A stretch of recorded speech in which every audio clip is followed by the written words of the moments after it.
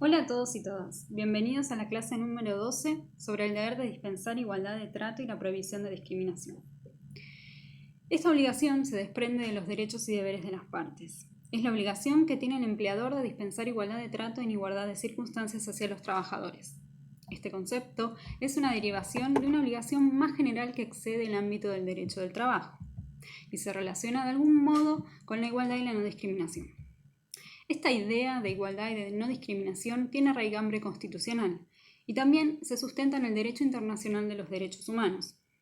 Y ustedes, si se fijan, estos instrumentos internacionales del derecho internacional de los derechos humanos contienen una obligación que más suelen hacer referencia y es justamente esta, la del deber de dispensar igualdad de trato. Por eso las invito a que busquen en todos estos instrumentos internacionales donde se hacen referencia a esta obligación. Pero también existen algunos convenios específicos de la Organización Internacional del Trabajo que tienen cláusulas de igualdad y de no discriminación. Vamos a tratar de ver entonces a lo largo de este encuentro en qué consiste la igualdad y esta obligación de no discriminar, primero en su faz general y luego aplicada al derecho del trabajo. El derecho internacional de los derechos humanos puso foco en algunos aspectos que permitirán abordar un poco estas cuestiones de igualdad y de no discriminación. El primer punto son los métodos estructurales para proteger la igualdad. Si nosotros pensáramos en métodos autónomos, vamos a estar hablando de prohibiciones genéricas de discriminación. Así encontramos el artículo 17 de la Ley de Contrato de Trabajo, que el legislador dice que prohíbe cualquier tipo de discriminación y continúa diciendo, en especial las que se fundan por motivo de sexo, raza, nacionalidad, religiosos, por motivos políticos, gremiales o de edad. Dado que el mandato de este artículo es prohibir cualquier tipo de discriminación. Por otro lado, vamos a encontrar mecanismos subordinados a un tipo de población específica, a un grupo determinado. Por ejemplo, nuestra Ley de Contrato de Trabajo en el artículo 177 a 178 se protege a una población específica, que es a la mujer trabajadora embarazada. Este método es restringido, dado que está dirigido únicamente a las trabajadoras embarazadas. Los invito y las invito a leer estos artículos. También podemos tener en cuenta la intención del sujeto al cual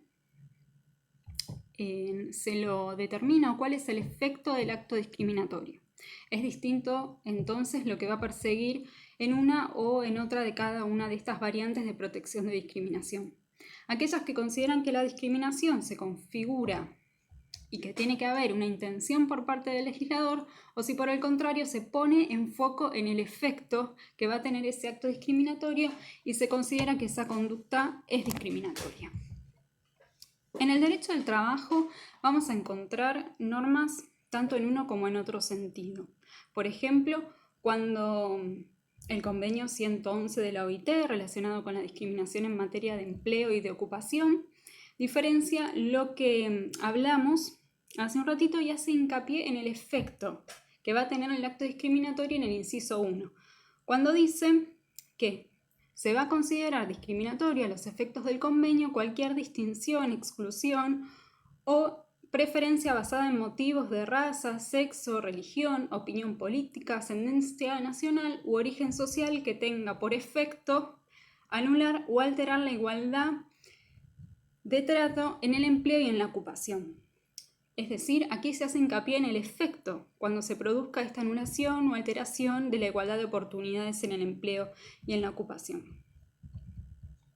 Esta posibilidad de fijar límites a las distinciones se convertirán entonces en justificadas e injustificadas de acuerdo al respecto de ciertos límites.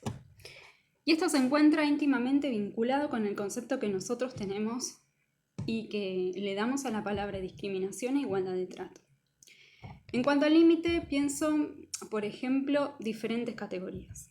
Una primera categoría podría ser la que nos dispense a todos de un trato idéntico. En este caso no se admite ningún tipo de diferencias entre los ciudadanos del país y hay otras categorías que sí van a admitir ciertas distinciones.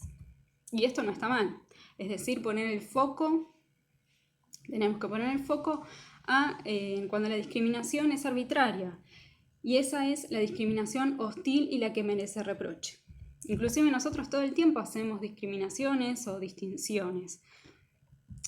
Por ejemplo, en las cosas que nos gustan o no. Y estas distinciones no son en principio o de primera mano discriminatorias. Sin ir más lejos, pensemos que existe una discriminación en el sentido de una distinción cuando la facultad establece que para acceder a las carreras de grado necesitamos tener previamente el título secundario. Y aquellos que no lo tienen no pueden acceder a la universidad. Otro punto que tenemos que analizar cuando hablamos de discriminación es la teoría de las categorías sospechosas o de grupos o de personas o ciertas condiciones que están especialmente protegidas, y cuando existe algún tipo de conducta que los segregue, vamos a partir de la idea de que esa norma es inconstitucional o que es contraria al ordenamiento de los derechos humanos. Estas categorías sospechosas responden a una dinámica de los grupos que han sido históricamente postergados. Entonces, al establecer categorías sospechosas, lo que hace es que se invierta la carga de la prueba.